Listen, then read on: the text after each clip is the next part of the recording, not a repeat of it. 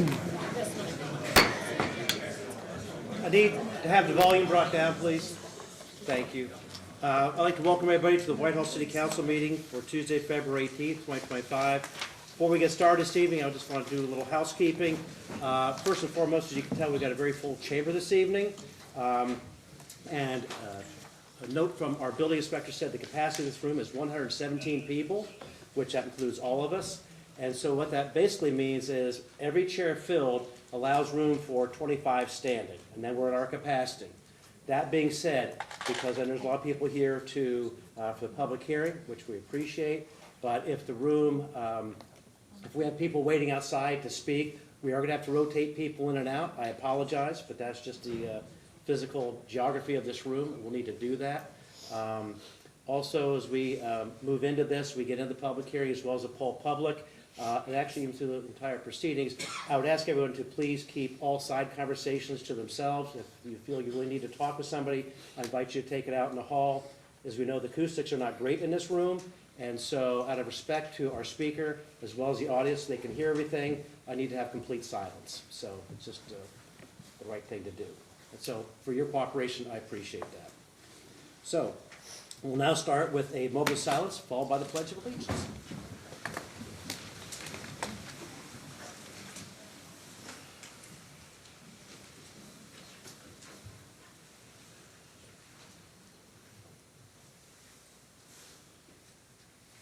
Thank you. I pledge allegiance to the flag of the United States of America and to the republic for which it stands, one nation under God, indivisible, with liberty and justice for all. Ms. Oggs, would you please call roll? Heck. Present. Smith. Present. Harkar. Present. Dixon. Present. Brown. Present. Elmore. Morrison. Present. President Potter. Present. At this time, I would accept a motion to excuse the absent member. Mr. President, I'd like to make a motion to excuse the absent member. I'll second. There's been a motion by Mr. Dixon, second by Ms. Harkar to excuse the absent member. Is there any discussion? Ms. Ogg, please call roll. Heck. Yes. Smith. Yes. Harkar. Yes. Dixon. Yes. Brown. Yes. Morrison. Yes. The absent member has been excused. Now it moves on to approval of minutes. We have the January 21st, 2025 agenda and regular meeting minutes, as well as the January 28th, 2025 agenda and committee meeting minutes. Mr. President, I'd like to make a motion to approve the minutes. Second. There's been a motion by Mr. Brown, second by Mr. Morrison for the approval of the minutes. Is there any discussion? Ms. Ogg, please call roll. Heck. Yes. Smith. Yes. Harkar. Yes. Dixon. Yes. Brown. Yes. Morrison. Yes. The minutes have been approved. This brings us to our standing committee reports. Administration and Financial Management, Chairperson Elmore is not with us this evening, and Mr. Morrison has been kind to take that for her. Thank you, Mr. President. Administrative Financial Management met last week. Our minutes are on file. We'll meet again next week sometime after 6:30. Thank you. Community and Elder Advocacy, Chairperson Harkar. Yes, thank you, President Potter. Community and Elder Advocacy has no drafts or pending legislation this evening. We met last week, and our minutes are on file. We'll meet again next week sometime after 6:30. Thank you. Community Standards and Enforcement, Chairperson Smith. Thank you, President Potter. Community Standards and Enforcement also met last week. Our minutes are on file, and we will meet again next week. Thank you. Economic Development, Chairperson Dixon. Thank you, President Potter. Economic Development met last week. Our minutes are on file. We have three pieces of legislation tonight on the agenda. One of them is up for a public hearing. Otherwise, we'll meet in these chambers next week, Tuesday, after 6:30. Thank you. Infrastructure, Maintenance and Services, Chairperson Brown. Thank you, President Potter. Infrastructure, Maintenance, and Services met last week. Our minutes are on file, and we plan to meet again next Tuesday at 6:30. Very good. Public Safety, Chairperson Morrison. Thank you, Mr. President. Public Safety also met last Tuesday. Our minutes are on file. We'll meet again next Tuesday sometime after 6:30. Thank you. And last but not least, Parks and Recreation, Chairperson Heck. Thank you, Mr. President. Parks and Recreation met last Tuesday. Our minutes are on file. We will meet again this coming Tuesday sometime after 6:30. We have no legislation on the agenda. Thank you. That brings us to officials' reports. Mayor Bivens. Thank you, Mr. President, members of council, and everyone that is here tonight. I just want to just express deep gratitude for each and every person that's here in our council chambers tonight. Every one of you are coming into this room for different reasons, with different purpose in mind, but I just would like to just put out there that all of you have one thing in common, which is a deep love and connection for the city of Whitehall. And for that, as the mayor, I want to thank each and every one of you for coming this evening and invite you back on any other given Tuesday throughout any day of the month. You are welcome in the city of Whitehall. We love you and we thank you for coming this evening. Speaking of love, I did have the opportunity on Friday to do 2 weddings. And I would like to publicly congratulate Mr. and Mrs. Rojas, who were married on Valentine's Day, as well as Mr. and Mrs. DeLuca. Officer DeLuca is a Whitehall police officer that decided to get married here in council chambers on Valentine's Day. It was absolutely beautiful. And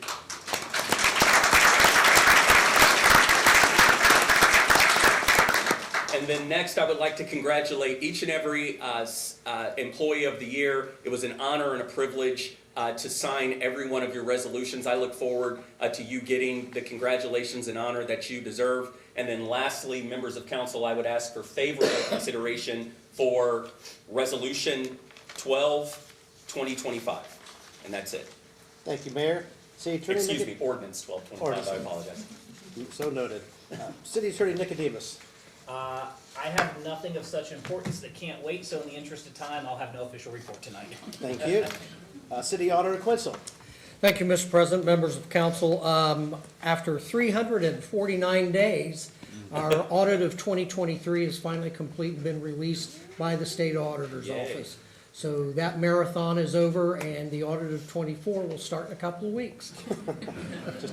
Other than that, I would ask for your favorable consideration on ordinances 18 and 19, 2025. Thank you.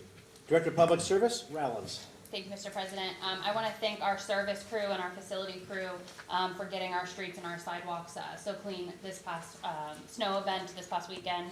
Other than that, I just have favorable consideration for ordinance 012-2025. I think this is a really great opportunity for our residents. I want to thank the mayor for being hyper-focused on getting these types of programs back to our community. Assuming that it gets passed this evening, I will hopefully have applications available by the end of March. If any applicants out there have any questions, they should reach out to me or my assistant Brittany, and we can help them through that process. And that is all I have. Thank you. Thank you. Director of Public Service, Greg. I don't have an official report. I would like to congratulate the employees of the year and also let everyone know that our police and fire continue to do a great job. Thank you. Treasurer Alexander. Thank you, Mr. President. Welcome back, members of council and all those in attendance tonight. It's great to see some familiar faces. I do not have an official report this evening, but I would like to remind the public that next month we will be releasing an annual report highlighting some financial performance indicators from 2024 and some opportunities for improvement in 2025. And that is all I have. Thank you. Thank you. And there have been no official reports filed in the council office since our last meeting. Under communications, petitions, and claims, there were no communications, petitions, or claims filed in the council office since our last meeting. Ms. Aug, would you please call roll as to whether each member of council is given a copy of each item of legislation listed on the agenda prior to the meeting, including any add-ons? Heck, Yes. Smith, Yes. Parker, Yes. Dixon, Yes. Brown, Yes. Morrison. Yes. Thank you. We now have the special presentation of some resolutions. And first resolution is 5/2025, recognizing Ray Cunningham as a 2024 Firefighter Paramedic Employee of the Year and awarding him a one-time payment of $350 as additional compensation and declaring an emergency. Mr. President, I'd like to introduce resolution number 5/2025 and move for the suspension of all rules. Second. There's been a motion by Ms. Heck, seconded by Mr. Morrison, to introduce resolution 5/2025 and for the suspension of all rules. Is there any discussion? Ms. Aug, please call roll. Heck, Yes. Smith, Yes. Parker, Yes. Dixon, Yes. Brown, Yes. Morrison. Yes. Rules have been suspended. Mr. President, move to adopt. Second. Motion to adopt by Ms. Heck, seconded by Mr. Morrison. Any discussion? Ms. Aug, please call roll. Heck, Yes. Smith, Yes. Harper, Yes. Dixon, Yes. Brown, Yes. Morrison. Yes. Resolution 5, 2025 has been adopted. If the chief would like to come forward, as well as Ray, and make the presentation. Thanks for inviting us here tonight. Ray Cunningham is our firefighter of the year. I did want to read this one paragraph from his resolution. Ray Cunningham is committed worker who places the division first. He exudes dedication to the mission and constantly puts the needs of others before his. Simply put, he is a transformational leader. His promotion to battalion chief has placed him in an even more formal leadership position, allowing him to lead the department and have a positive impact on team. He actually has a positive impact on everyone. I remember when we were looking at Ray as a new employee, I called one of the chiefs he was working for at the time, and I said, "What are Ray's strengths?" And he said, "Well, Ray's very strong." That was like the understatement of the year, because Ray is great at everything he does, and he really strives to do way more than what's required, so he definitely is well deserving of this. Thank you, Ray.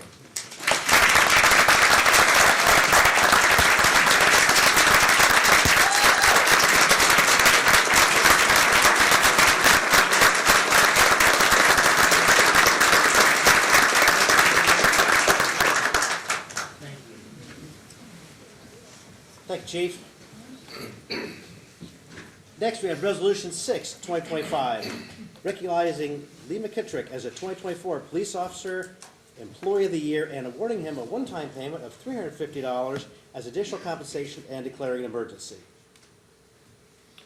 Mr. President, I'd like to introduce Resolution 6, 2025, and move to suspend all the rules. Second. There's been a motion by Mr. Dixon, second by Mr. Morrison, to introduce Resolution 6, 2025, and for the suspension of all rules. Is there any discussion? Ms. Aug, please call roll. Heck, Yes. Smith, Yes. Harper, Yes. Dixon, Yes. Brown, Yes. Morrison. Yes. Rules have been suspended. Mr. President, move to adopt. Second. Motion to adopt by Councilman Dixon, second by Mr. Morrison. Any discussion? Ms. Aug, please call roll.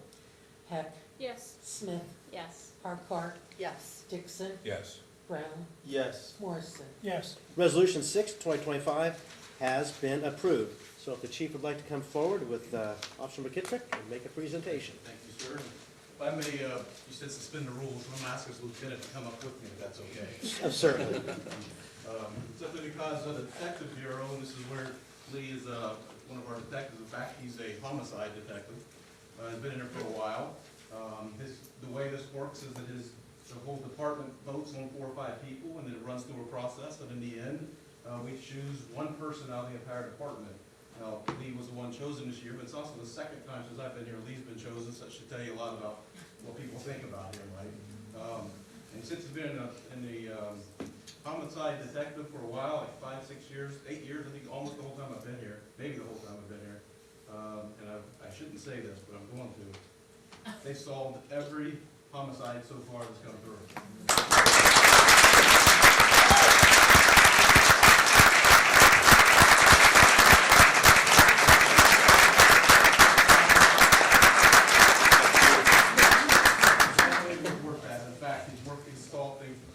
He's also overseeing our cold case homicides. I also won't jinx him on that. So this is a tight-knit group. In order to do all the work that they do, they have to be tight working together. When one working on one thing, the other person picks up the slack from on the other one. It's just amazing to walk back there and see how that organization even works with the supervisor and with the hard work that these guys do. And there's only one flaw that he has, and that's he's a Michigan fan.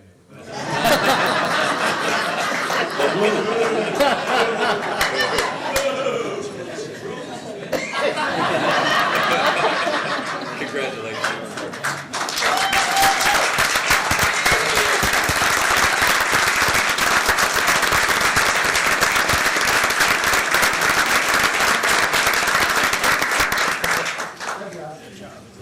Thank you, Chief.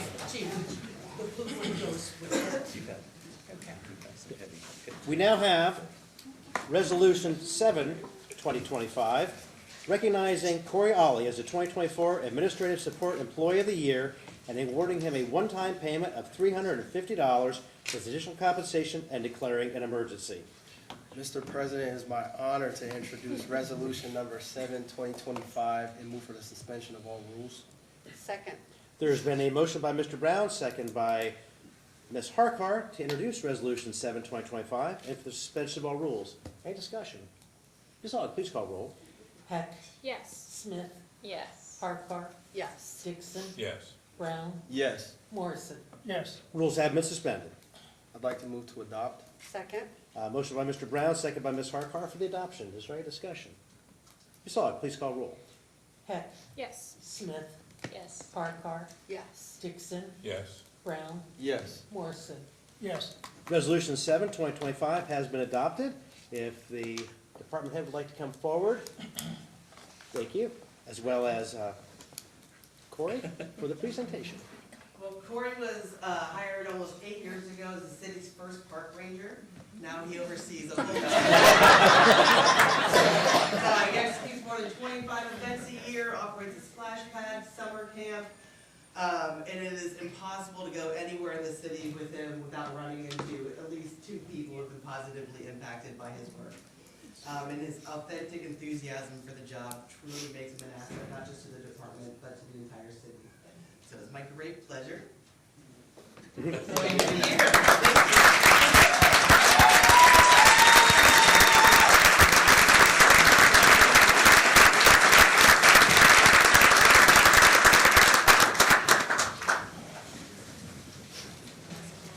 And we now have Resolution 8, 2025, recognizing Ty Peterson as the 2024 Labor Service Employee of the Year and awarding him a one-time payment of $350 as additional compensation and declaring an emergency. Mr. President, I'd like to introduce Resolution 8, 2025, and move for the suspension of all rules. I'll second. There's been a motion by Ms. Heck, second by Mr. Brown, to introduce Resolution 8, 2025, and for the suspension of all rules. Is there any discussion? Ms. Aug, please call roll. Heck, Yes. Smith, Yes. Farquhar, Yes. Dixon, Yes. Brown, Yes. Morrison. yes, Rules have been suspended. Move to adopt? I'll second. Any discussion on the motion? Ms. Aug, please call roll. Heck, Yes. Smith, Yes. Farquhar, Yes. Dixon, Yes. Brown, Yes. Morrison. yes, Resolution 8, 2025 has been adopted. Yes, Ms. Ronald, if you come forward and, oh, I'm sorry. Come on down, Casey. And Ty, where are you? There he is. So not to take away from Detective McKittrick, but this is also Ty's second Employee of the Year award. So very deserving, and you know, we'd be lost without Ty. He is a crucial and critical part of our team. We are, you know, you're truly invaluable to us. So I want to read a couple of things that his peers spoke about Ty. Ty is very responsive and proactive. He shows great leadership and exceptional dedication. Ty does not take shortcuts. He ensures things are done in a timely manner and in the right way. His willingness to assist at any time is unmatched. Ty is always positive, respectful, and reliable. He sets the standard for excellence and it inspires others. Ty exemplifies the core values of teamwork through his open communication, collaborative spirit, and commitment to continuous improvement. So, congratulations. Thank you.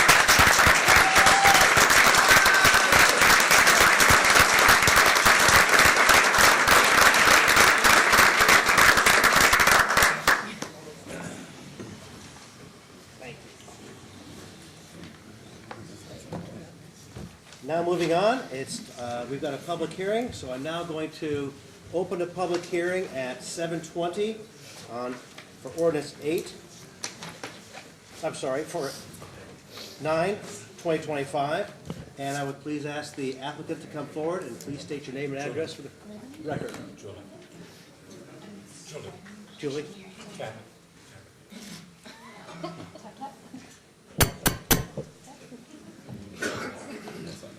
So if the applicant would please come forward. State state your name and address for the record. Well, Can I state my name, address? yes. Uh-oh. Joe Vaughn. Anybody hear me? Yeah, you may have to. Stay, all right. I have a brief presentation I wanted to give to open the public hearing. Okay.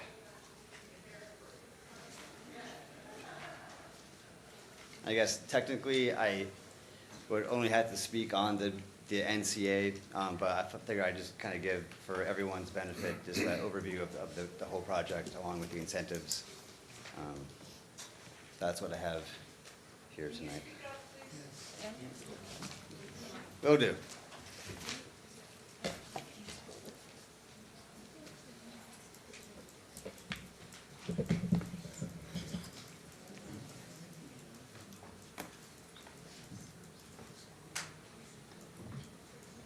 And just for the folks at home, this will also be posted after the meeting on the website. We can, sure.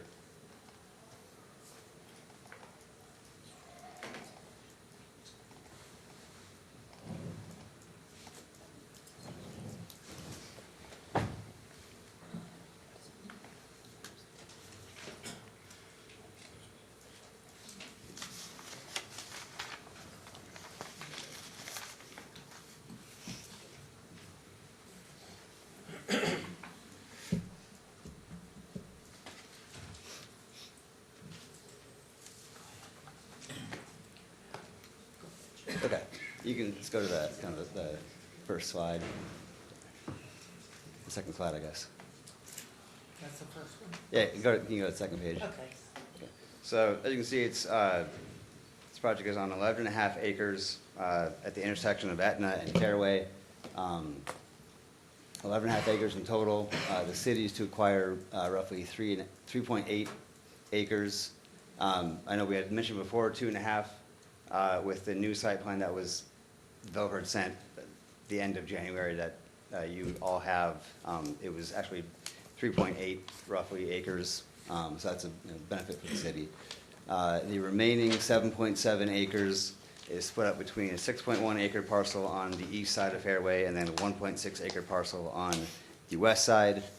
In total, the project is 50 new townhomes on both parcels combined. Next slide, please. So this kind of lays out the incentives, and I tried to do it in a way where it was more intuitive. I mentioned this before, so hopefully this helps others as well, but I like to think of these as kind of layers. So the first layer is the TIF, 30-year non-school TIF. Second layer is the property tax abatement, which for the life of this abatement, it essentially cancels out the first 15 years of this TIF. However, then the third layer comes in, which is the new community authority, which collects the same amount of property tax that the abatement took away. So that and it'll be versus, and they pay it on the owner's property tax bill. However, for the NCA, the full name is the NCA Community Development Charge, would be levied as a special assessment versus kind of regular property tax. But it'd go on their tax bill, just in a different place than what you've seen. For the new community authority, it's a 7-member board, and all the decisions kind of go to that board, an independent board once it's created by the city. That's what I have on that. Next slide, please. So this shows a kind of projection and estimate of what would be collected by the NCA in the first 15 years. So it's right under $280,000. In the waterfall, it's going to be the city and the school district will receive their funds first. So the city is not out any money. We'll receive our full millage every year. for the first 15 years. The school district for the first 15 years is receiving a negotiated amount that compensates for the expected pupils that will be generated from this development. And then after, after the first 15 years, the schools receive 100% of what they would have gotten otherwise. And then any funds that are left over after paying the city and the school district can go to the developer to reimburse for the public improvement costs that they put out of their pocket up front, which is the road and the water, sewer, lighting, everything that's kind of related to the road. Next slide, please. And as many are aware, part of the reason that the city is offering these incentives is to gain another public park for residents. And this I think this is a nice graph or nice table that shows the median numbers for kind of comparable populations. And Whitehall was 19,700 and change in population. So I kind of took both of the categories from the National Recreation and Park Association metrics for 2024.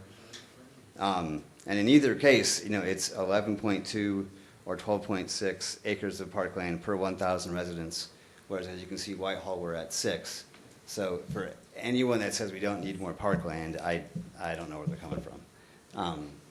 And you kind of same for the other metric, the residents per park, we're at 0.700, while kind of the median for the two comparable populations in I guess, sorry, this is nationwide, is either 1,200 or 2,000. Next slide, please. And this is a little hard to see, but this is the most recent preliminary site plan that shows the 38 units on the east side of Fairway, and then in the kind of the upper left-hand corner, it shows the 12 units that are on the western parcel, and then the proposed park on the east side of the map. And then my last slide is just shows kind of a rendering of what the product would be. And that is what I have for my presentation. Thank you.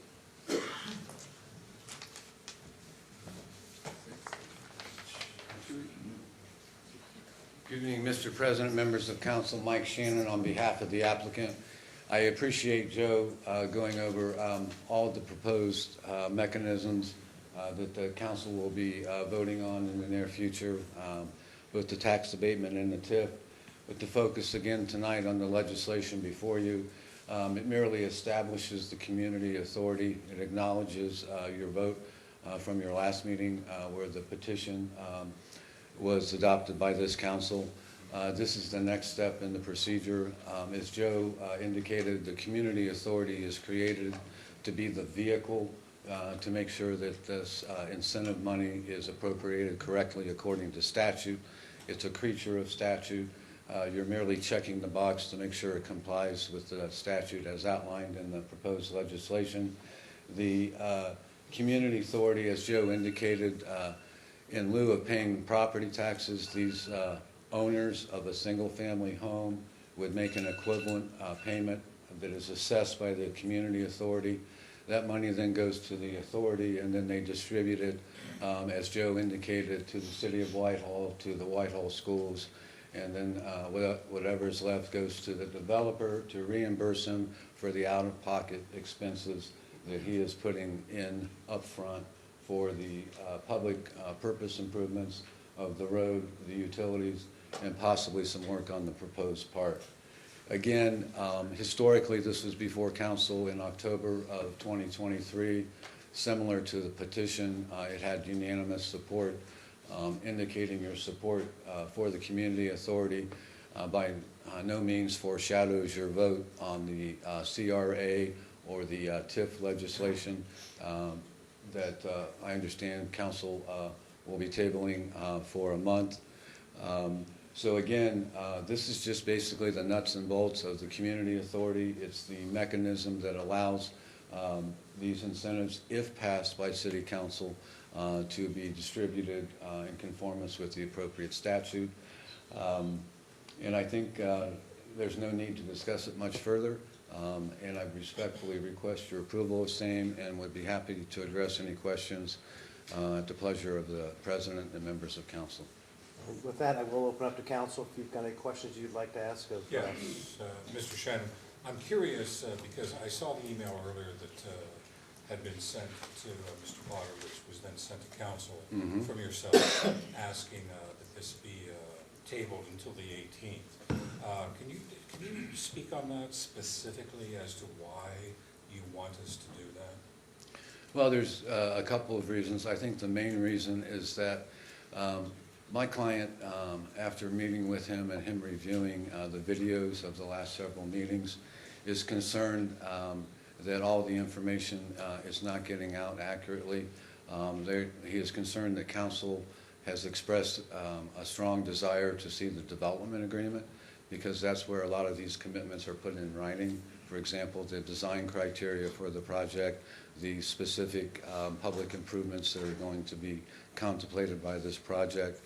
And as a consequence, he authorized me to contact bond counsel for the city, as well as obviously Director Long and the mayor, contact our bond counsel to see how long it would take them to actually get that development agreement. The normal protocol is to have that agreement after the approval of the incentives, but I had specific requests from 1, 2, 3, 4 members of council that are present here this evening as to whether or not we could do the development agreement in conjunction with this, so they could see in writing the commitments that go along with Project B. So in so doing, it would take us approximately 3 weeks to get that done and give council a time to review it. It was also brought to my attention, Councilman Dixon, President Potter, I apologize, President Potter, Councilman Dixon, that other legislation that was scheduled for a public hearing today for the TIF, the notice wasn't adequate for that to be heard, and that it necessarily would have to be tabled, I believe, for a minimum of 21 days to allow that notice to be perfected. So it certainly made sense, rather than have a disjointed vote on different components on one night, to give council the opportunity to see the development agreement, to number one, satisfy concerns that council has, and I think just as importantly the concerns of your constituents, because it's very hard for you to articulate the proposed benefits to the city unless you're sure they're going to happen and you see it in writing. So my client felt that it was in his best interest, the interest of the deal and the interest of the city, to go ahead and knock that out now, get it done by the respective bond councils. We have the parameters established, but now you turn it over to the financial whizzes that dot the i's and cross the t's, and that would give us the opportunity to have a fully formed council and your constituents better informed than they are right now. So just to clarify, you've got 2 reasons: to get more information to council. Yes, sir. And because the public hearing on the TIF was not allowable based on time constraints. Correct, and I don't really want to call that an administrative error, but it technically is. It is mitigated by the fact that those notices can go out to the affected property owners and in effect be heard at the same time as all the legislation on one night. Was there anything else? No, sir, that's to answer your question. Thank you. Yes, sir. Anybody else? Thank you very much. Just a quick question. I don't know if this is a question for you or maybe for Joe, but is there any information as far as, what schools would be getting right now if the property continued to collect the $15,000 plus annually? How much would go to schools over 15 years compared to what would get paid to them through this? That's an excellent question, and bond counsel can probably give you a better answer. But the bottom line is, with the 15-year tax abatement, there is no statutory obligation to pay the schools. they certainly would be entitled to what they receive now, and I'm gonna ballpark that and say it's 12 to 15,000, but I don't have the number off the top of my head. In lieu of receiving that, they'll be receiving 73,600 for the first 15 years. And then obviously, over that period of time, they would have received the number that you're looking for, whether it's 12 to 15,000 per year.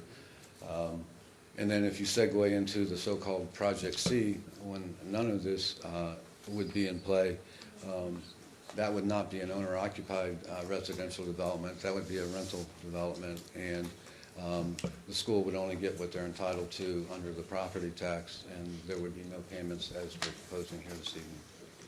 Thank Joe, do you have that number for the taxes? I don't know. Okay. That can be included in supplemental information. Sorry. It's close. It's close to, I want to say 13,200, but I'm not sure.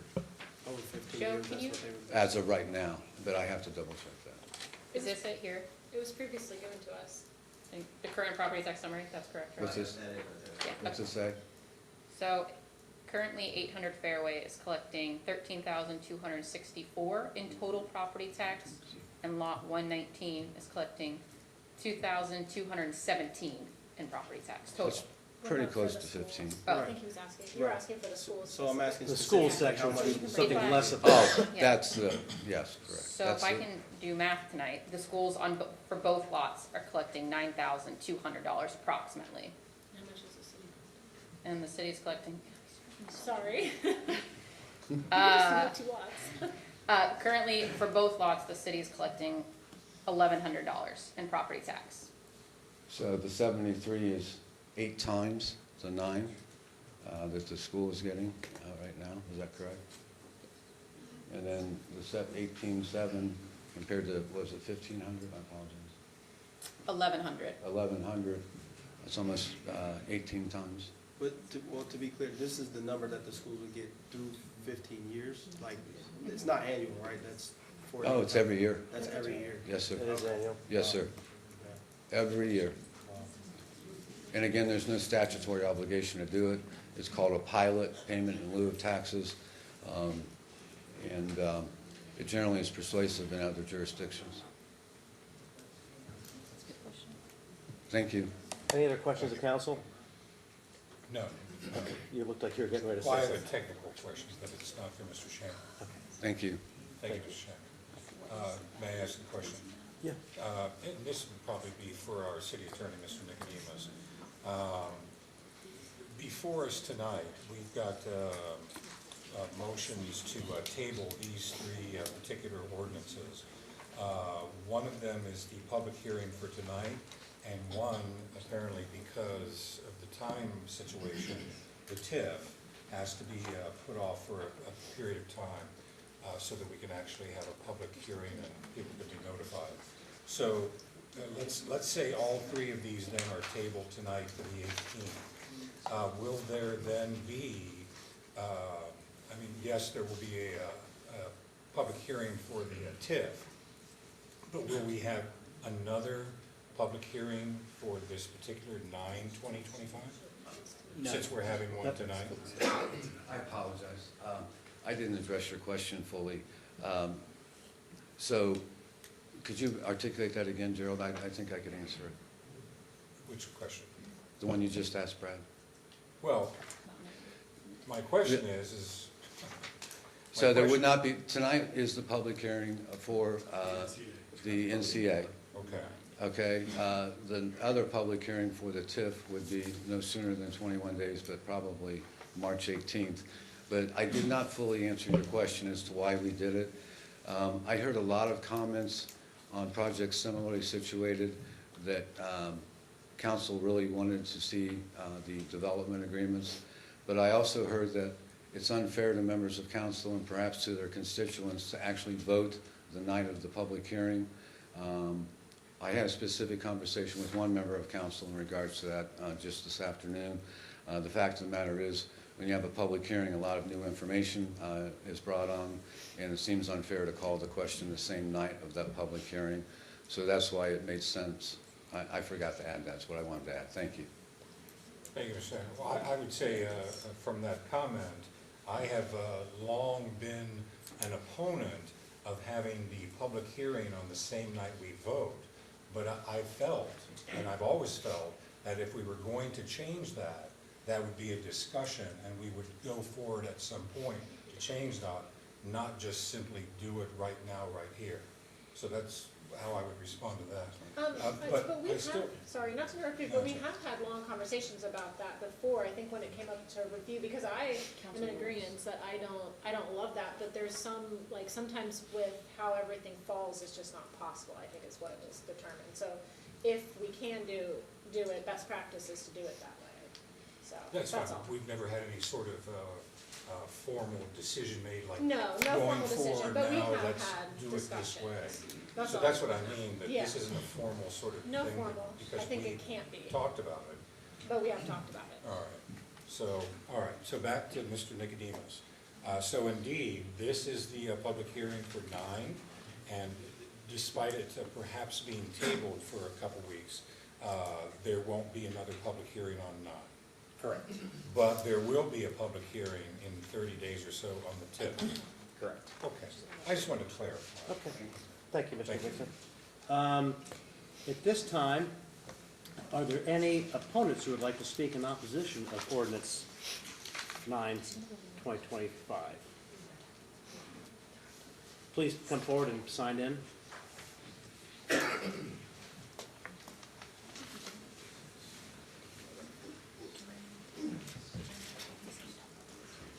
Just sign my name.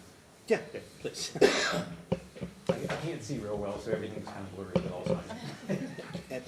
And I've got 2 pairs of glasses, so I can definitely sympathize with you. Okay. Okay, my name's Ryan Traup, and I live at 371 Fairway Boulevard in Ward 4 in Devon's Ward. And my biggest concern this evening is that there isn't any plan. And you guys are being asked to give potentially $2 million worth of tax breaks over 15 years, let alone potentially 30 years, without a plan. And I've never lived in a city, and I've lived in a number of different cities, where that happens. I don't understand why we're putting the cart before the horse.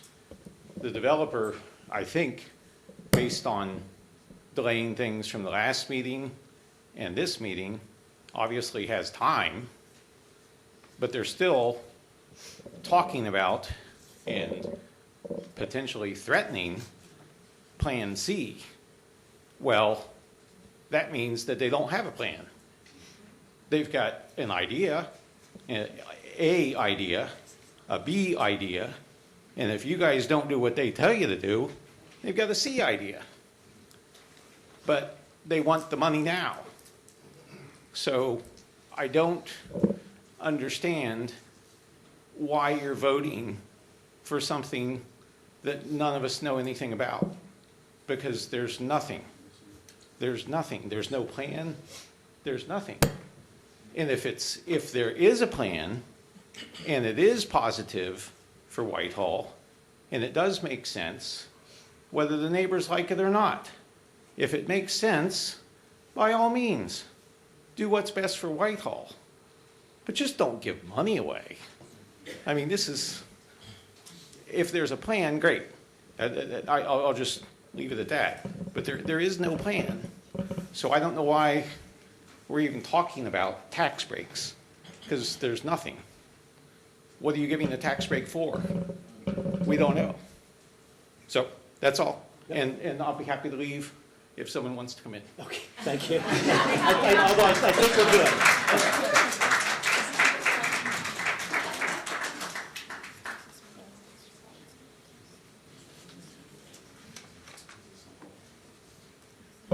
Hi, Tracy Heiss. I live at 5217 Doral Avenue. Okay, if you could just sign in. as Already well. did. Oh, thank you. Took care of it.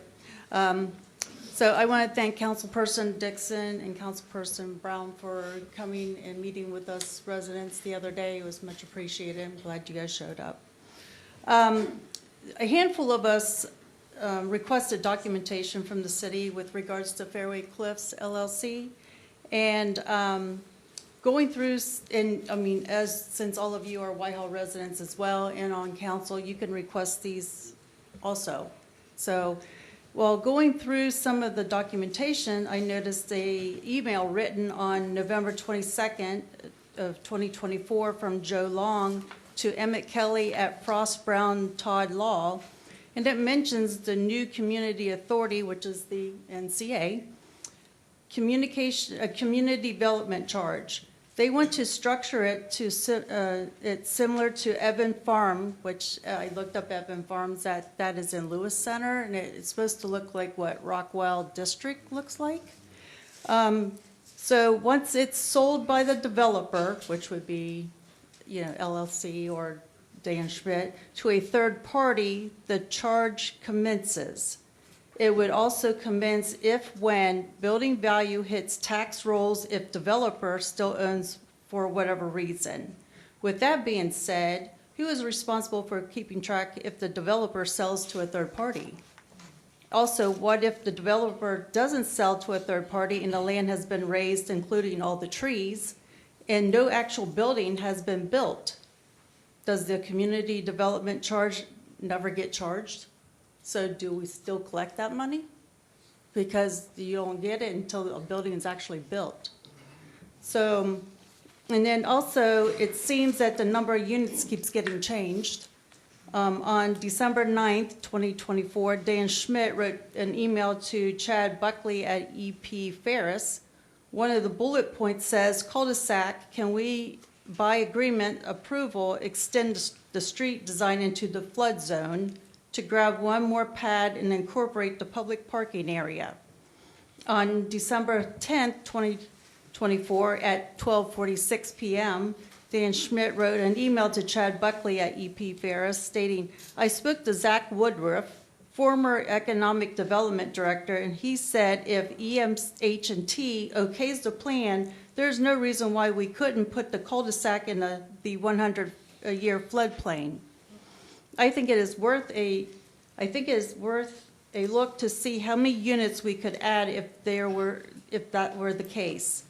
On December 10th, 2024, same day, about 2 hours later, at 2:05 p.m., Dan Schmidt wrote an email to Chad Buckley stating, Zach called me back. He spoke to Ryan Andrews, city engineer today at EMH&T, and he said there's no reason that the cul-de-sac couldn't be in the floodplain. I want to know why Zach Woodruff is still being involved in this project. He is no longer our development director. Shouldn't any development project questions be funneled through Joe Long, our current development director? An email dated December 12, 2024 to Brian Withmers and Dan Schmidt at JDS Companies from Chad Buckley at ED Ferris extended the cul-de-sac, gained 3 more units on the east side of Fairway from 35 to 38. On January 8, 2025, Joe Long wrote an email to Julie Ogg stating, attached is Exhibit C and D for the NCA petition, as well as a slightly revised CRA ordinance with only change being the number of townhomes to 40 from 36. Before it was 35 to 38, now it's from 36 to 40, so they can't get their numbers straight. When Mr. Shannon spoke to council on January 28, 2025, he said there were going to be 24 double units and 2 single units. This gives a total of 50 townhomes. The plat dated 12/12/24 even shows 50 townhomes. So my question is, does all the paperwork for these petitions and ordinances actually match up? During the January 25th, 25 meeting, Mr. Shannon mentioned the developer, Dan Schmidt, has a pocket full of millionaires. If that's the case, please vote no and let the millionaires use their money and not ours. Thank you for your time.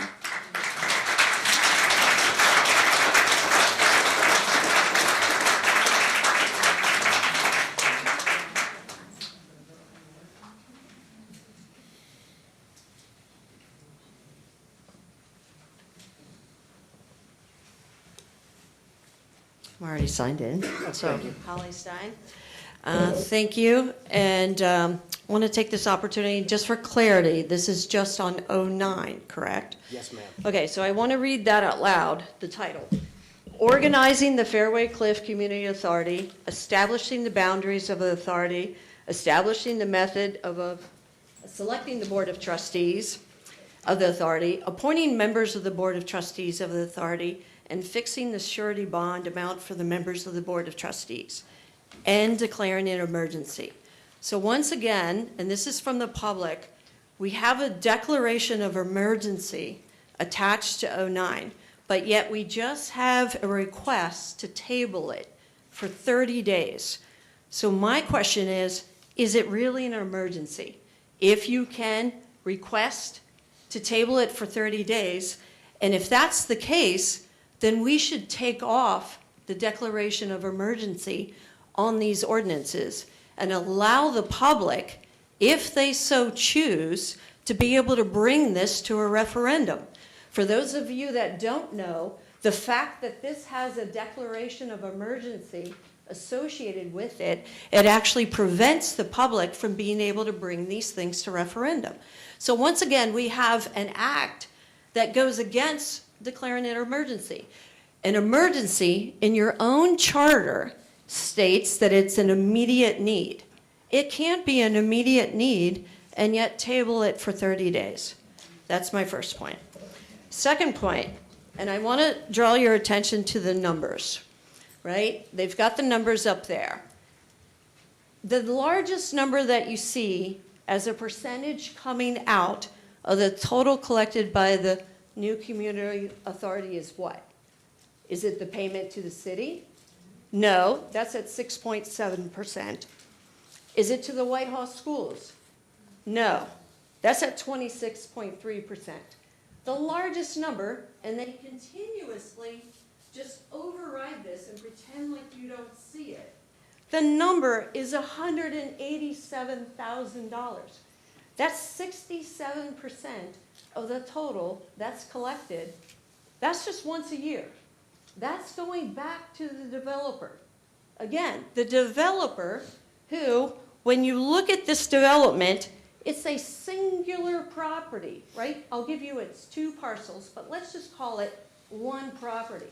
You're giving away 67% of the tax dollars that you would have collected and given it to the developer to pay back something that in all rights, if this is such a good development, he would take on that risk himself. It's a capitalist society, right? He does not need our tax dollars to do this.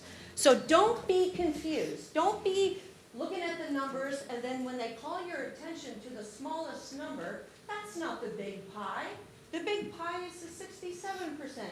And just so you know, they also say, well, the schools are made whole. And I appreciate that, right? I went to public schools myself. I want them to get what they deserve. But don't forget the bigger picture. It's 67% is going to the developer. Don't be confused about this. This is what's happening. Third point, and I hope I'm still on time here. Yes, sure. Okay. This is the 2024 Park Agency Performance Review numbers. They're going to refer to it, right? Let's take a look at it. All respondents, that means across the entire nation, when it looks at the number of park acreage per 1,000 residents, it says the lower quartile, that means the lowest 25% of municipalities, they have 5.1. The median, that means the exact middle, has 10.6. Upper quartile, that means the upper 25%, 18. We have 20. It's per their own blueprint. Don't be confused by the numbers they're showing you. We're in the upper quartile of all respondents. I'll give them, if they want less than 20,000. We have 19,000 people, right, in Whitehall. That was the latest census. Lower quartile for parks, 6.0. Median, the exact middle, 12.6. Upper quartile, 20.9. We have 20. I'm not against parks. Somebody asked me, do I hate parks? That's ridiculous. I've served on a park commission as a commissioner myself. I love parks, but what I don't want is unnecessary parks. Do you know the distance that this park would be from John Bishop Park? Any guesses? A mile? 0.7. 0.7, right? You can drive that in 2 minutes. You can bike it in 4. You can walk it in 8.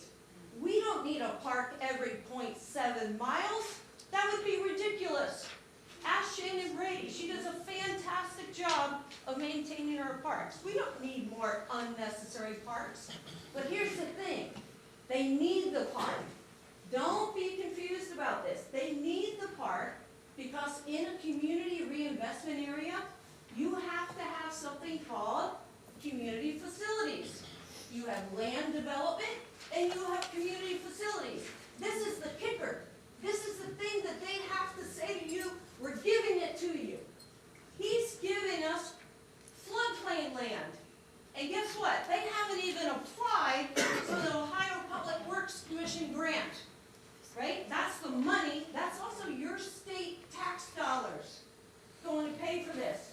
Anyone here know how much we have to match that state fund? Is it 10%? 20%? It's 25%. Where does it come from? Your general fund.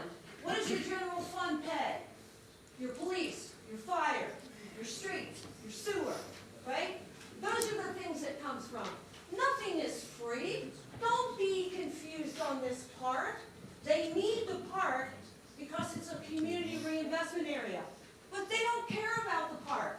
That tranche of documents that I requested on January 8th, I just got it Friday, February 14th. You know the requirement that they're supposed to give you the documents in? 5 business days.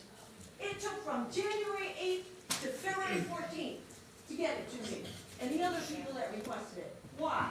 Because they don't want us to see it. In there, it also says, this developer has no intention of doing anything other than a limestone trail. It's in the records. He doesn't care about you getting a park. He cares that it's part of the community reinvestment area because he needs it. Right? And we appreciate the 30 days.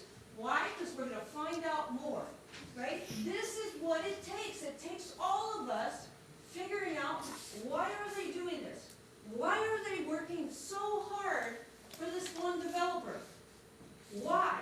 He's given us a free park that he can't do anything with. We still have to pay for it. What about if they haven't even applied for the grant? What about if they don't get it? Last time the park scored 128. You know what you have to do to reach the threshold? Score 125. It just barely made it. And now they're going to come back and rehash that same park? What about if you don't have the state dollars for it? So these are the things that I care about, and these are the things why I appreciate that you're all here, but you also have to ask these questions. These are your council members. Ask them, do they understand all of these things? And when you give away 67% of your tax dollars, it's giving away at the cost of somebody else. It's called foregone tax dollars. Somebody else has to make that up. Guess who makes that up? It's peanut butter spread across all of us. This is not a Fairway Boulevard problem. This is not a Ward 4. It goes across all of us. We're going to pay more property taxes and special levies. So thank you for your time. Thank you.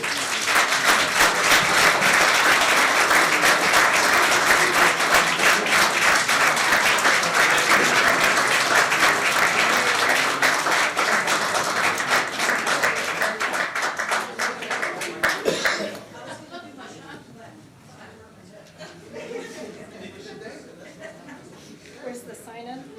Is there, is it? Is it on the- there on the? Did you take the sign in? No, do you have it on the back of your The papers sign, did you- actually?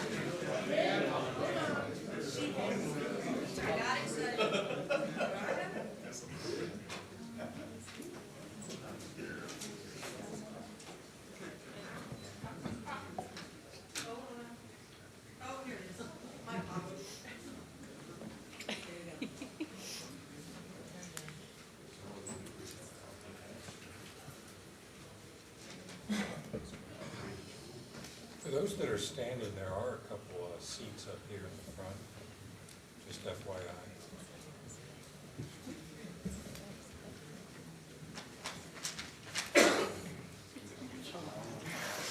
So, thank you for letting me speak tonight. I've been working very closely with Holly Stein, and if I call her one more time and ask her questions, her head's gonna blow, because I've been trying to understand this whole process. And I went back and was looking at the TIFs. I wanted to understand TIFs. And TIFs divert the homeowners of Fairway Cliffs taxes to the developer. The person that buys that house still has to pay taxes, but it's not going into where the taxes would, like we all pay. TIF is using public financing, the citizens of Whitehall, to subsidize improvements on Fairway. It's a stretch of imagination that you think Fairway Boulevard has a blighted neighborhood.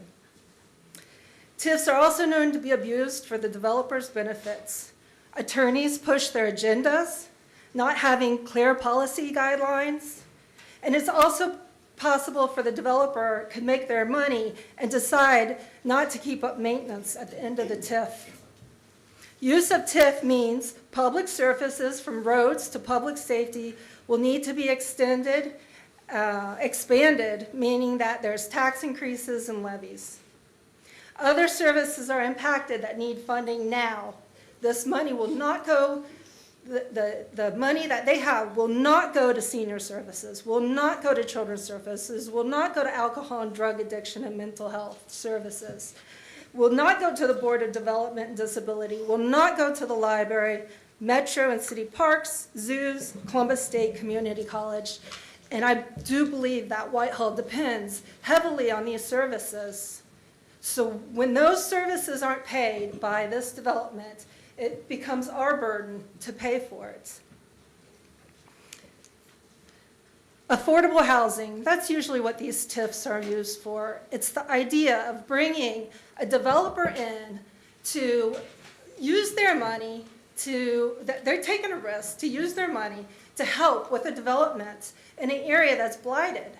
But this is not it. This is $350,000 homes, townhomes.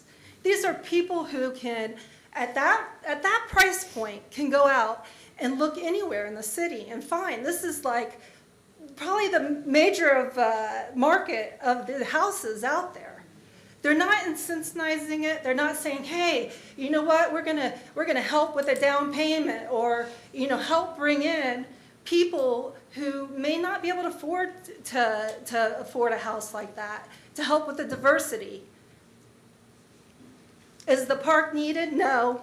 Builder cannot build on the floodland, so using it as a leverage to get the CRA. Will the development be in line with the Whitehall Works development blueprint? No, it changes the density, character, and the Fairway neighborhood. I think you're gonna find a lot of people come up and talk about these items because they're very emotional. What Fairway Boulevard is for our city is a landmark. Is nothing sacred? What if we just went to German Village? Hey, tear it down, we can get a lot more density in that. No, it's a look, it's something that you drive through. And Whitehall Fairway is a park in itself that you drive through that everybody can enjoy. The other thing I want to say about the park is, yes, we would love we love green space, but the area that it's in is not a space that you want to be in, behind someone's backyard at the end of a dead-end street. That's not the space we want. I'll just say I feel the builder is bullying us. He's not a reputable person. He lives out of state. He's threatening us rentals. He has no regard for Whitehall inputs. He's been voted down before, and I really would like to take the zoning out of this decision. That can be fought at a different time. My final thing is I would really like this to be clear, and I just don't feel there's enough information for us to make a decision on that. And the bottom line is the residents of Whitehall do not want to pay taxes for this. Thank you.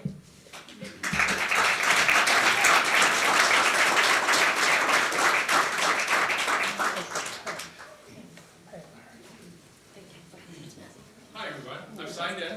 Thank you. Can everybody hear me okay? My voice carries. I'm Merle Robinson. I live over in Doral. And although there are lots of topics that we could talk about, and I sent email to the council with a couple of my concerns about ordinance 9, 10, 11, I want to hit something a little different in my talk tonight. One of the things I want to say that's really important is I appreciate what council has been doing, and even to a limited extent our developer and their legal representative, that now we're seeing more transparency on what's going on. Because when this process for most of the public started was over a year ago in November, and everybody was going, what's going on? It's right before Thanksgiving, funny business is happening, there's emergency measures and everything else. So what's become apparent is there's a lot more complexity to this issue, both for the council to understand and the public to understand. So I want to thank everybody for having extended this process, even though it's probably painful for some people. And you know, I'm not an anti-development guy. I want to make that clear to start with, because generally speaking, I think you should be able to do what you want with your property. You know, the only reason that the government should be involved in controlling your property is a public purpose that's very significant or a public good. And what we're talking about with this whole CRA and everything else is, what's the payoff for the city? I still think we're missing some key transparency issues. For example, the calculations we showed, we don't have anything on how they came up with those numbers or what their estimates were. And essentially, what we're being asked to look at with this whole package is if a person or organization puts in an additional 50 homes, what's going to be the net value for the quality of life in our city, and more importantly, the economics of our city. Because the economics are all about property tax and income tax. You know, that's really the essence of it. So if you put in 50 units with 50 families, what's their average income expected to be? What are their taxes going to be paid? That is a benefit theoretically to the city. But we don't really see a clear number. We see some aggregated numbers that are estimates. The other thing is, when we've had talks about this, we have someone coming in with non-binding statements about Plan A and Plan B and what the off-ramps are and what they'll do or not do. We really don't have commitments. And we don't seem to get that until we get into the development plan. So one of the things I would encourage you to do is look about flipping this process a little bit. Because part of what you're doing makes lots of sense. Like you have emergency measures. Emergency measures should be things where willy-nilly the public doesn't do referendums on things that are essential for your city. That's why you don't, all your emergency measures for awards to the employees are not subject to referendum. It would be ridiculous. So really speaking, maybe this is something that you could declare an emergency. May not be well worded in the charter, might be something to look at. But the issue is, what's our net economic gain and what are we going to get for it? In this whole process, there's one thing that I've seen that I don't think is a significant public purpose, which is this park. It's a suboptimal park in a bad space. I think it's going to be a center for crime. That to me is a concern. Because generally speaking, it's at the end of that cul-de-sac, and that community will use it and hardly anybody else will, because it's going to have a boat ramp. It's not going to apparently have a lot of parking, but that's unclear without a development plan. So what I would encourage you to do is, in the future, and for this case, provide more details, get some kind of an agreement with, here's what our commitments are, and here's our off-ramp if we can't do it. Because we've seen failures. You know, what we've got at Rockwell is sort of a failure. We put in streets and everything else. We don't have housing. They don't have the financing for it. And it's not reasonable to say, you've got to do it no matter what as a developer. So there's got to be an off-ramp for how we deal with things don't work out the way we planned. It's just like a prenup. So I would encourage you to think about how we can make this process as transparent as we can and as clear as we can, because that'll be a service to both our developers and us. Because this property at some point is going to be developed. Whitehall is now a seller's market, is my argument, particularly the west side. Because we got all these new plants coming in Licking County. People want to live in Columbus. People want to live right on the Beltway. Where are the best lots for development? Well, gee, we've got a couple of big ones in Whitehall. Rockwell, the old salvage yard, Fairway. In 10 years, Fairway's not going to look the same. There's nothing anybody here is going to be able to do to stop that. The question is, what's the net value, and are we going to help subsidize that because there's a public purpose? My view, based on what we've seen, there's not enough public purpose to do that. So I'd encourage you at this time to vote against 9, 10, 11. That doesn't mean we won't get better information that says we're going to have to do something. And at some point, we're going to see a CRA proposal again from someone, and it's going to make sense. We're going to see a TIF from someone. It's going to make sense. Because one of the points that's been brought out is we haven't had a suburb developed in Whitehall for decades. And if Whitehall's going to live, and it's going to live past the downsizing of government with our local base and the changes in the economy, we need to be diverse, we need to be flexible, we need to have people at all income levels and age and business cohorts to make it work. Otherwise, we're in a dying town. So thank you for your time. Have a good evening. Thank you.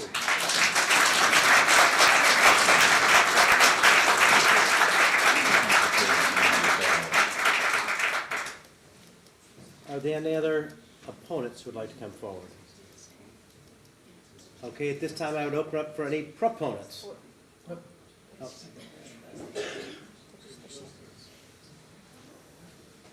Good evening, ladies and gentlemen, members of council. I've heard you sign in. I did. I've already signed in. My name is Mark Schieber. I'm a local landscape architect, and I live on Fairway Boulevard. I think my face is familiar to you all. I've been here before you before.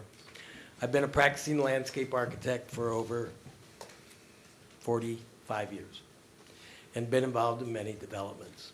I love developments. And I persist to provide services that I have learned over all these years to be available to the city and its members and people of the community. Let's be practical and pragmatic. And I know you're all working at it and trying to do it. There is going to be development, as the gentleman said. This is all going to be developed and changed. We're painfully aware, as you are, that good housing is needed all over the United States, not just here in our own backyard, but everywhere. So as the gentleman said, in the next 10 years, it's not going to look anything like what it does right now. But the question is, are all of you up there and all of us as citizens ready for what the look could potentially be? Are we just going to get development because, wow, we've got a developer here who wants to develop and we can get all of these houses? What are we putting these houses in? What do we love? Everybody says they love the look of Fairway Boulevard. They're proud of Fairway Boulevard. So what are we getting from that development? With 50 houses, there's no honor or sense of what the density is in relationship to what the property is. I'm in favor of development, but the development should be in context to where it's being developed. If it were an airstrip, if it were a cornfield, well, the houses that they've got laid out fit in there real easily. They don't have to plow a tree. They don't have to worry about the contour development. They don't have to worry about the drainage and the pollution of a very special, pure drainage system, which is Big Walnut Creek. We need to protect those resources in doing it. There are plenty of developments where this has been done. In many developments, most of the developers, if they really have a concern for the development and they're proud of the house they're going to sell, they have public meetings with everybody that's in here who has concern so that they have input and they're meeting the needs of the people that they know they're going to be selling maybe some of these houses to. In fact, they can't build them fast enough when they do that. What we've got right now is, when does the first tax dollar come in for the TIF? It comes when the house is built. And correct me if I'm wrong. If we get 3 or 5 houses sold, but then we have to wait 5 or 6 years, who's paying all that money that's supposed to come in? There's nobody there yet. And what's happening to the trees and the land that's been barren all of that time? It's going to be producing drainage problems that flows into Big Walnut. Big Walnut is a special waterway for us. I'll guarantee you the EPA will be here fast. And that the cleaning up of that situation is much more costly than all the rest of the funds that we're spending. We need to protect those amenities. It's not a hard thing to do. A TIF typically is not brought about really until the third step of development. After you know exactly what that plan is, what the layout is, what the houses are, how it fits the land, how they're going to protect the trees, how they're going to work with you to fit into the fabric of the Fairway Boulevard neighborhood. What a success we could be across this state and in this country if we do this with a modicum of thought that at least takes advantage of what it is that we have and expands our housing network. Designed properly, they could even be extremely affordable homes and inviting. But it takes an architect, a designer, and a plan that you can then say, wow, we like this so much, we're willing to approve that TIF. And we believe in it, and we also have, as mentioned before, and Mike Shannon said, that we go and have a development plan and arrangement that's made before the TIF. You have to have a fully laid out plan, a tree survey, an environmental study, a grading plan, a layout of the homes and how it fits within the grading, the layout of the road, which is going to be at a pretty steep percentage to be able to meet the grade requirements of what's happening and where it's being placed on the site. Do we know all these things? Do we have any documentation for all of these things? So why would we give them money before we know what it is that they have? And why would we give them money when we don't have a development plan that actually lays out a schedule for their development and what the penalties are for not being able to complete what it is that they're committing to give us and do? We got a great development that we've started, or we thought we did, over at Broad and Hamilton Road. What are the commitments? Man doesn't have any money, can't get them loans. What's going on in Gahanna? They started 3 years after we did, just at the intersection of Hamilton Road and 670, and yet they're 3 years ahead of us right now. They started 3 years later than we did. Couldn't they borrow? How come they've got able to borrow money and do it? They're in state, they're in town, and they're proud of their development in the local area. As I understand it, and don't know this for a fact, the developer is out of state. Regardless, the fact is, Gahanna's doing it. They're going to get all the bodies that we were hoping to get with this new development that we had.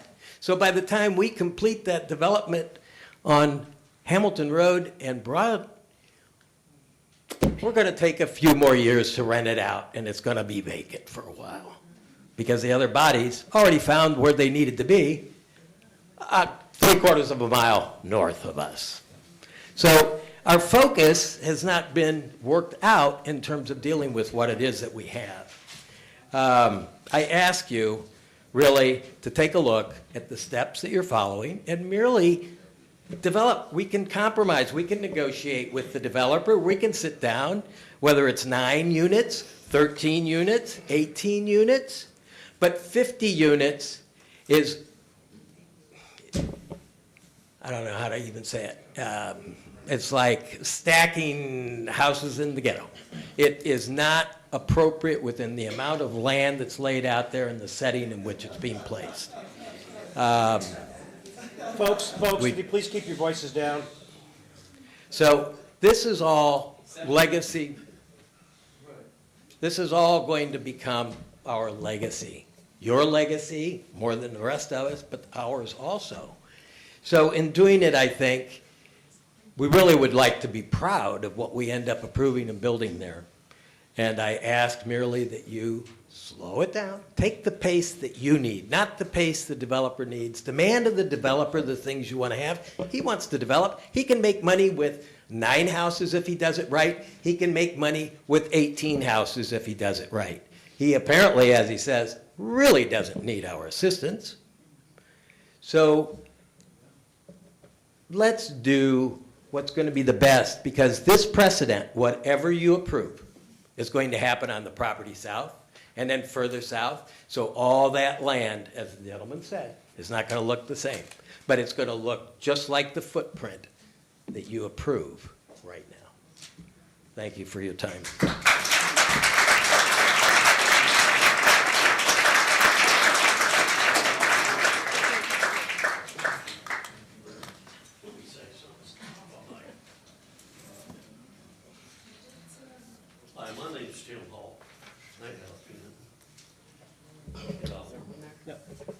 everybody's talking about Fairway Boulevard. Okay? That's all right for it is. But you know, we got, over here, we're gonna build more houses over here where the junkyard was, okay? What, they're gonna do that, that's gonna be more taxes. They talk about taxes here, that's gonna make our property taxes higher and higher. After a while, you ain't gonna be able to do nothing but pay property tax, because it's all gonna go higher. Then they build out over there, next thing you know, they want more taxes for schools, because we've got too many kids in here anymore. So there it comes again. Fairway Boulevard's way down the road. I mean, we need to finish what we started, like up on Hamilton Road. We got it ain't even finished either. And you got streets and stuff around this town. This main road here, ashamed of it. This is Whitehall. This is our pride and joy. That road should look like fabulous. You got potholes big enough in there to sink a tuck in. Then you got it all over town. You got water lines busted. And they talk about doing Fairway Boulevard. It's fix what we got before we think of anything else. We pay enough taxes as it is. I mean, I've lived here for a long time. Larry, I knew you for a long time. But I think, you know, somewhere it's got to stop. Because you're going to come after a while and they'll say, hey, we got to have a new school built. We got all these kids. Hey, we got to have this done. Let's finish what we got and make it look good and let the people enjoy it. And don't worry about Fairway Boulevard. And like somebody said, in 10 years, you ain't going to be here, you ain't going to be here, I ain't going to be here. So who cares what they do? But right now, let's forget about it. We don't need it. We really don't. We need to enjoy what we got. We got nice parks that we got. You got a nice dog park. They built a dog park for what, you know? Why can't we just enjoy what we got and let everything go? They don't need to take our tax money. If somebody give me tax money to do what I wanted to do, that'd be perfect. I'd be able to do what I wanted to too. Because I wouldn't have to worry about it. Because I know I'm getting my money. There's no way I can fall. There's no way I can fall. So that's all I got to say, and I thank you all. Thank you.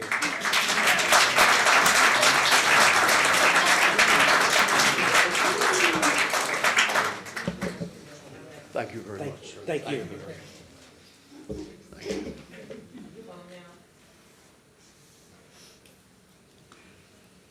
Are there any proponents who'd like to come forward and speak? Okay. Hearing no further comments, I will close this public hearing at 8:24.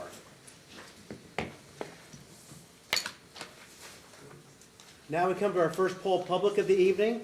And again, the rules are, please come, sign in, and you'll have up to 3 minutes to talk.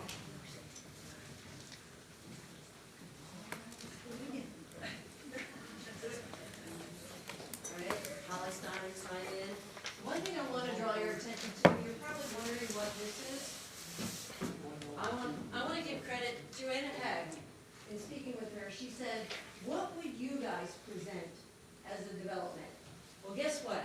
And we showed this to the council last time. This is actually a development from the public of what potentially it could look like on Fairway Boulevard. If you notice here, this is Fairway Boulevard, this is Etna, this is the grouping of houses that go back on the buildable land, right? We've had discussions about buildable land. You can't build houses in a floodplain. And here's what it might look like, right? It meets the character of Fairway Boulevard. This is the part of Etna, right? They're facing Fairway Boulevard. There's three houses total. This is a corridor for nature and wildlife to cross into the back areas of the houses where the deer naturally migrate to. So we've tried to consider things, character, density, does it match the neighborhood, and does it respect the land? This was from the public. This is what we want the developer to look at. We're willing to compromise, but you need to talk with us. We have never had a conversation with the developer, not one, since October of '23. Now, what I really want to talk about, I know I took up some time there, is, and I know the council knows this because I've sent it to you, there is a report called the Economic and Demographic Impacts of Tax Abatement Zones on Franklin County Communities, October of '23. This was commissioned by your own Franklin County auditor, Michael Spiziano. Said, you know what, we can have a third party come in and understand what is the effect of CRAs, tax abatements, and TIFs. They're complex, right? Nobody understands them. Couldn't understand the explanation of them. These were Ohio State University PhD economists that spent looking at 8 years of data. And what I want to do is share the conclusions with you. Sorry, I don't really want to put my back to you, but the conclusions from the 2023 report. This is all of Franklin County. It's not Denver, it's not New York, it's us. And it said, the conclusions of this report should give policymakers, that's you guys, some pause about the concerns raised in economic research literature regarding place-based development policy. That's CRAs, Community Reinvestment Areas. Namely, policies such as CRAs, listen to this, may be well-intended, but they come with unintended consequences, including displacing low-income or minority residents, or unintentionally shifting investment to already more affluent parts of the CRA zones at the expense of all the other areas in the municipality. You think that's what's happening? Ms. Stein, I regret to inform you. 3 minutes? Okay, can I do one more thing? Quickly. It says, one of the options is forego using CRAs, or if you want to do them, offer them to targeted residents. Do not offer them to developers or flippers. That's all I'll say. Ms. Stein, I do have one request of you. Yeah. Could you turn that around? I was out here To last face week. it? Oh. So I did not see that. This is what the community did. And prompted by one of your council that said, what could you build? What would Okay. it look like? I've got this, Oh, you got I'm it. good, yes. Thank you. Great.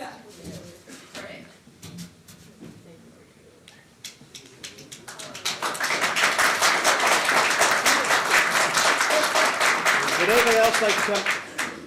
anybody else like to come forward for poll public?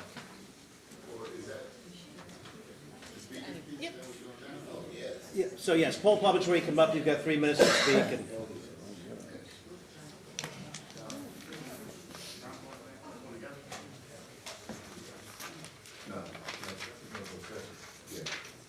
And so I'll need for you to state your name. I don't know if you've signed in yet or I've not. already signed in. Thank you, sir. My name is Jerry Saunders. I serve as the board chair with the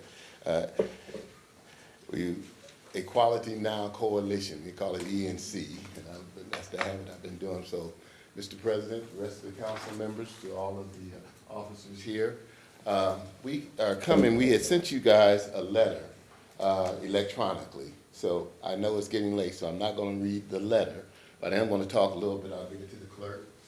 Make sure you guys get this. And there's members of the ENC here. I'd like for them to stand if you can, please. We're an organization that was founded during the COVID part, and we came together, over 100 leaders in the community, just to focus on the quality of life for everybody in the community. And we come today here because we come to support a person here, the Honorable Michael T. Bivens, and also the Chief of Police, Michael Crispin. And because of the things they have been going through, we said we would come down to provide some support for them, particularly at this time, and we wanted to do it in February because this is Black History Month. And we know that Mayor Bivens is a person that is not only just a servant leader, but a transformative leader. And we wanted to come and just give some support and praise and recognition to him because of his service that he had in the military, the service that he does in the religious community, the service that he did as the city attorney, and now as the mayor. So we're not down here just talking about Black history. In terms of history, we're talking about someone who is making history. And we just wanted to come down here and recognize him at this time and also let you know that we are in support of what he is doing. He is a leader, not a manager. Now, I don't have anything against managers, folks. But, you know, a leader is transformative. They change things. They're not about maintaining status quo or people trying to tell them to keep everything the same. They come and they make a difference. And that's what we have been seeing in this mayor here. And we just want to let you know that we support him and that we stand with him. Stand with the council too, with the police department, all of that. But we're here to support you and let you know that we do that. And want to say to all of you, happy Black History Month.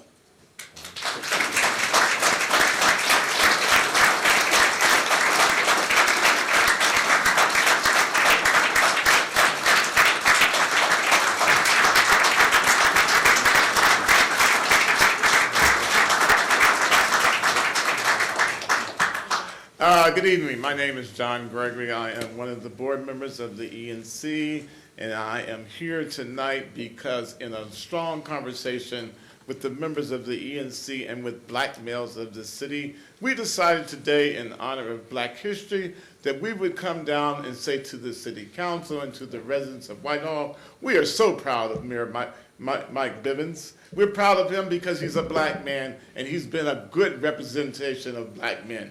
He's a good father, he's a good religious man, he's an educated man. And guess what? He's been a good representative to the city of Whitehall. And we wanted to say on behalf of Black History Month, Mayor Bivens, we are so proud of you. We are proud that you have decided to answer the call to come to lead Whitehall when nobody else would step up and do it. You did it. And not only are you doing a good job, you're doing a commendable job. And you're doing a good job of representing the citizens of Whitehall and standing for what is true. You stood behind your police department. You stood behind the leader of the police department. And we say that's what a man of integrity would do. Not to succumb to pressure of somebody else, but you stood up and said, you know what, I'm going to do the right thing. And for doing the right thing, Mayor, we want to let you know that all black men are proud of you because what you have represented, what we are men of honor and truth. And thank you.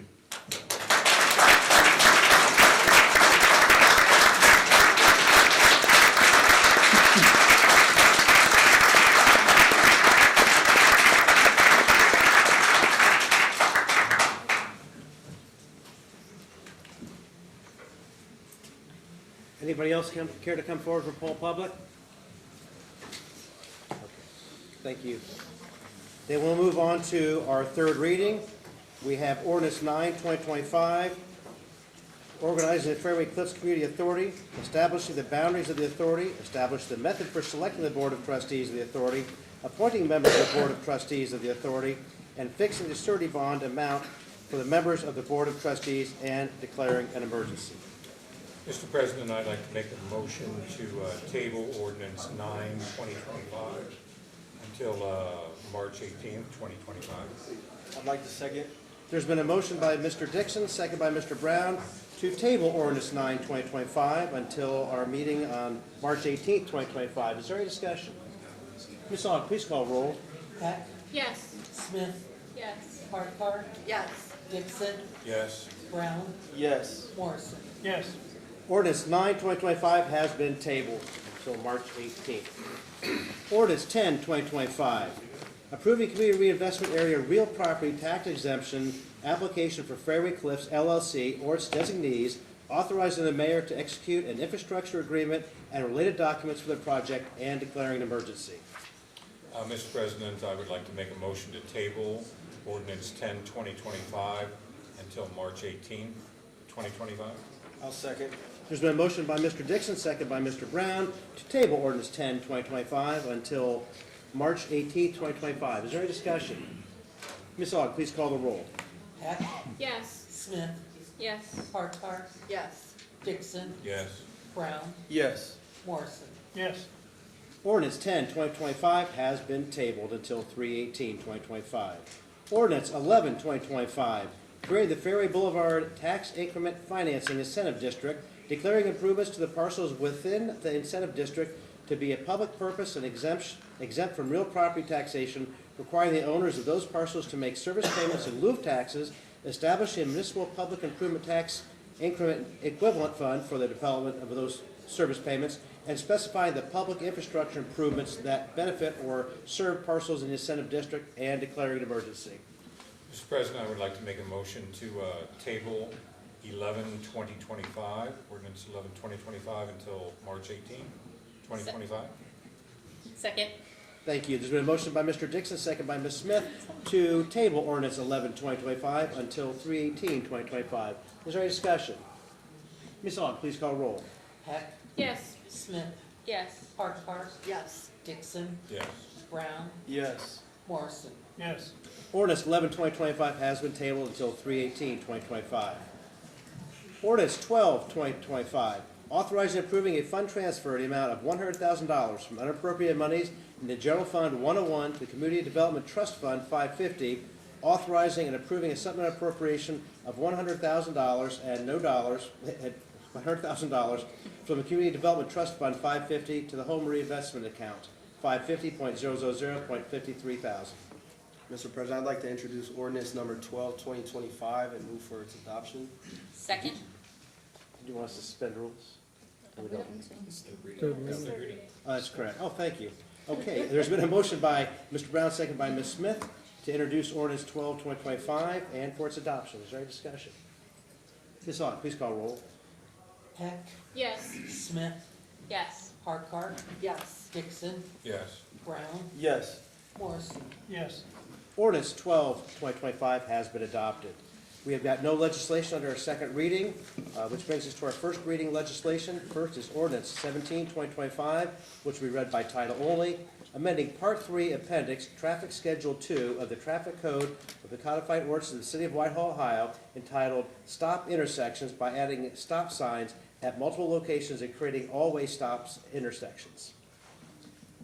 Ordinance 18-2025, authorizing and approving a fund transfer in the amount of $1,535 from unappropriated monies in the Evidence Set-Aside Fund 245 to Law Enforcement Trust Fund 241, and making a supplemental appropriation in the amount of $1,535 from unappropriated funds in Law Enforcement Trust Fund 241 to the Law Enforcement Trust Fund Expense Account 241.000.50 thousand and declaring an emergency.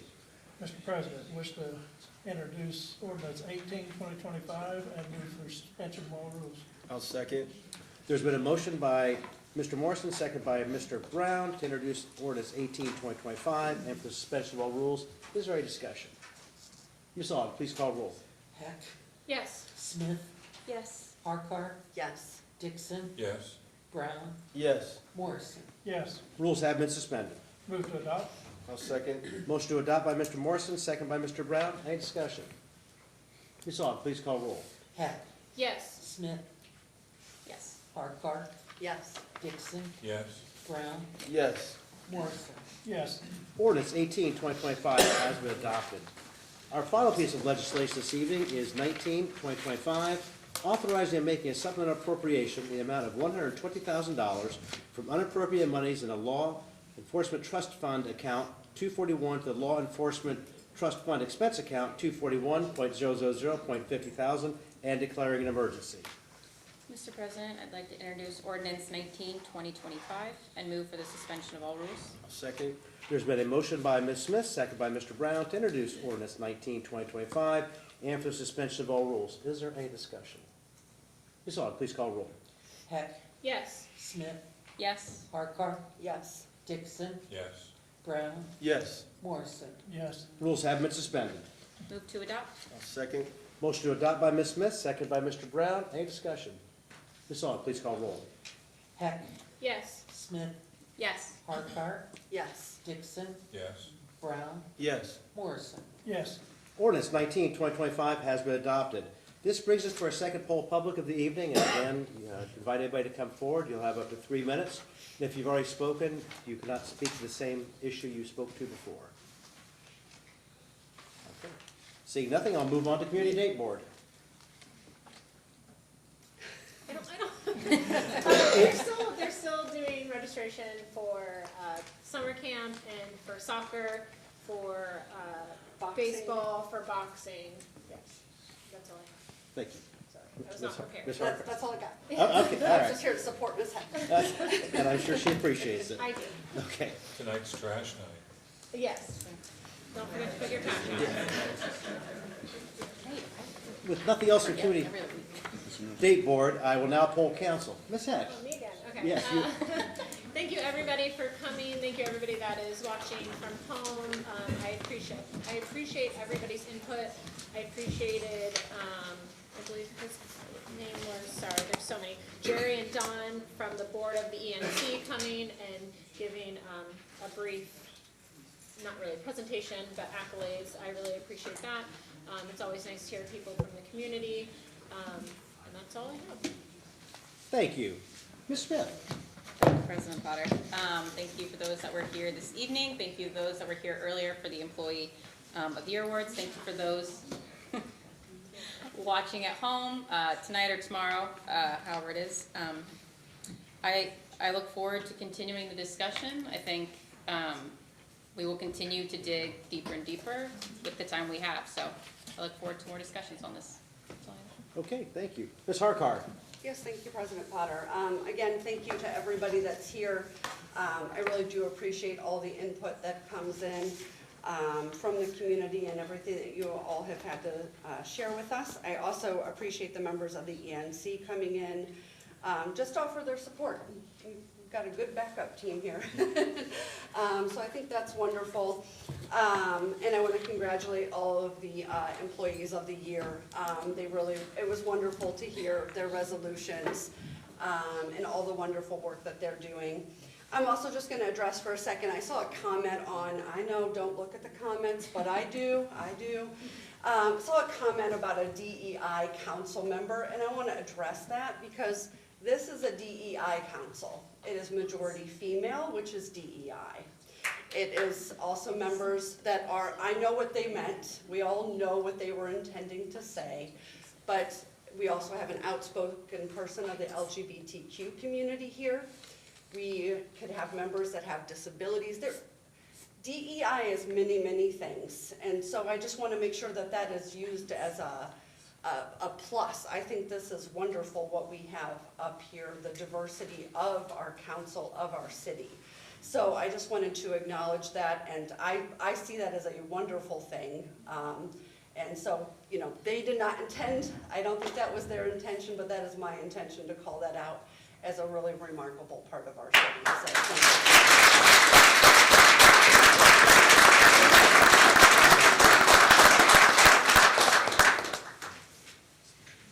And that, you're done? Yes, thank you. Okay, thank you. I don't want to move too quickly. Mr. Dixon?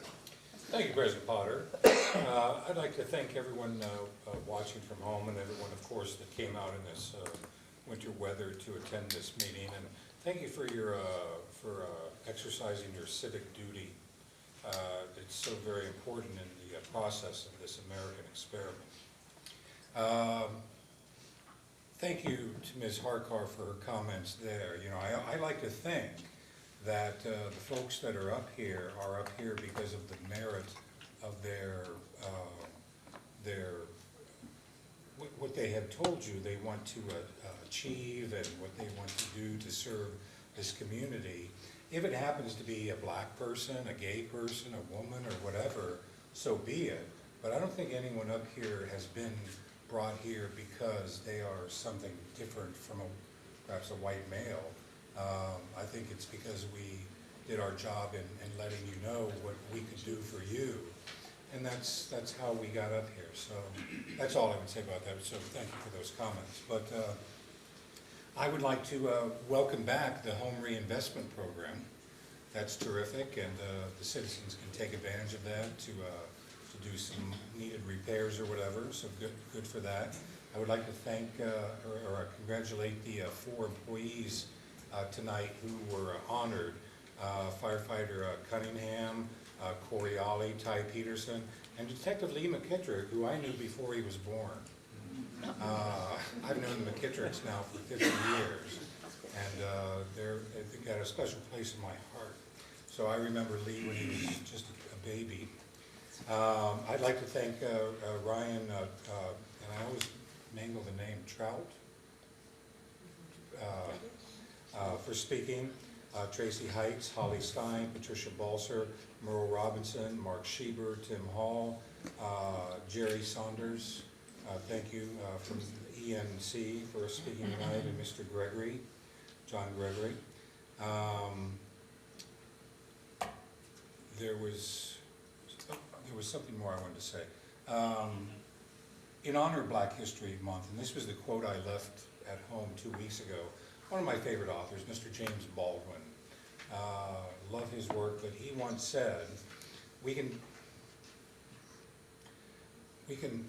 disagree and still love each other. I'm terrible. We can, let me try that again. We can disagree and still love each other unless your disagreement is rooted in my oppression and denial of my humanity and right to exist. And I think that's all I have. Thank you. Thank you. Mr. Brown.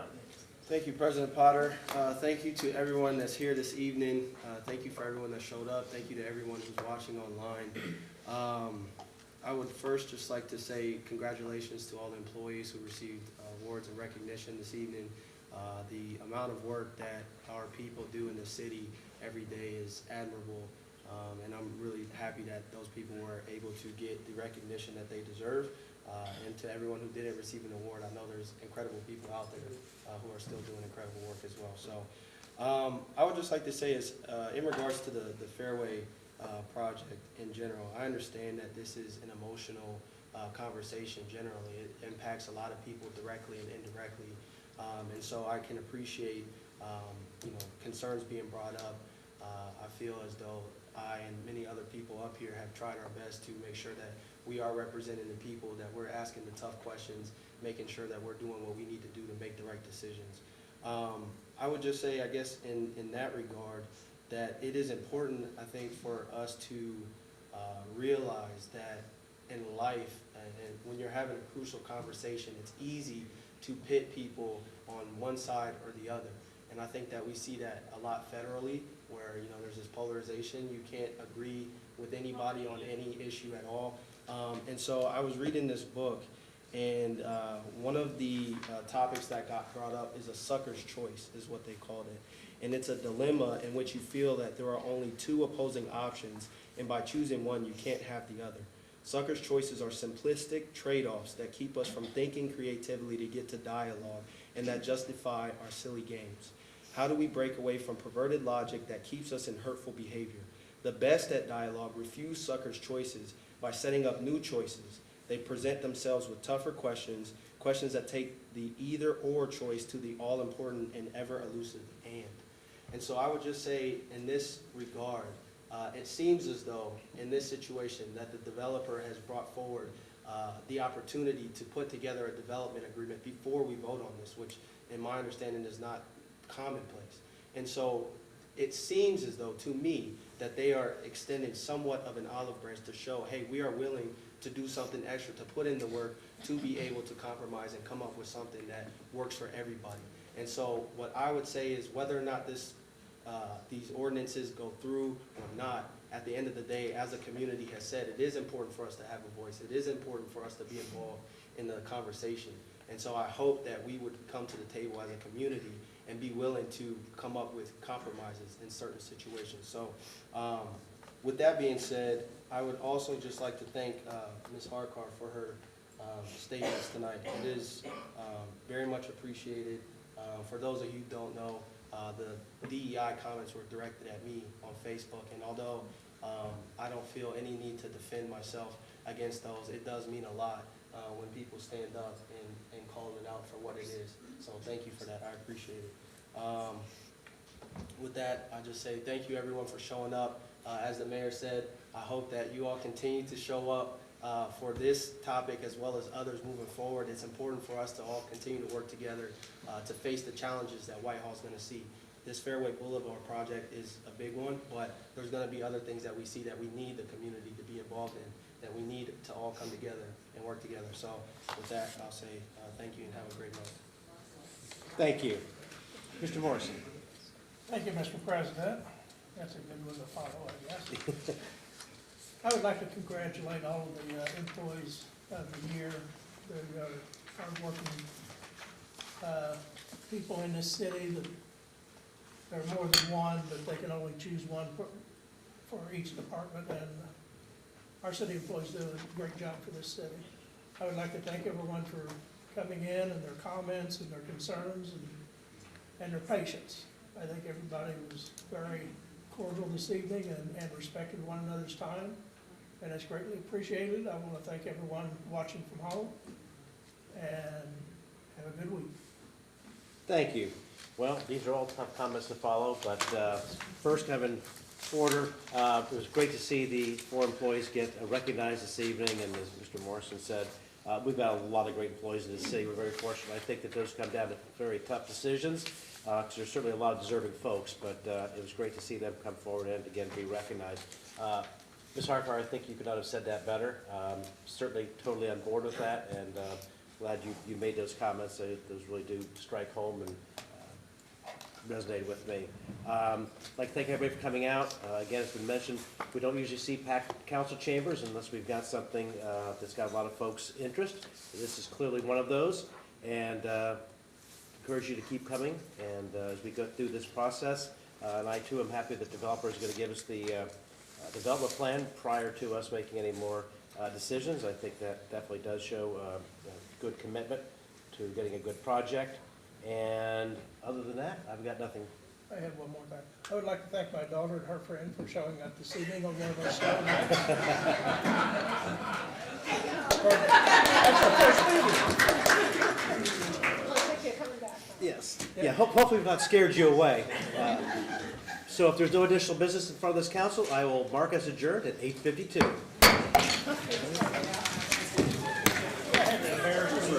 Nice, I love it.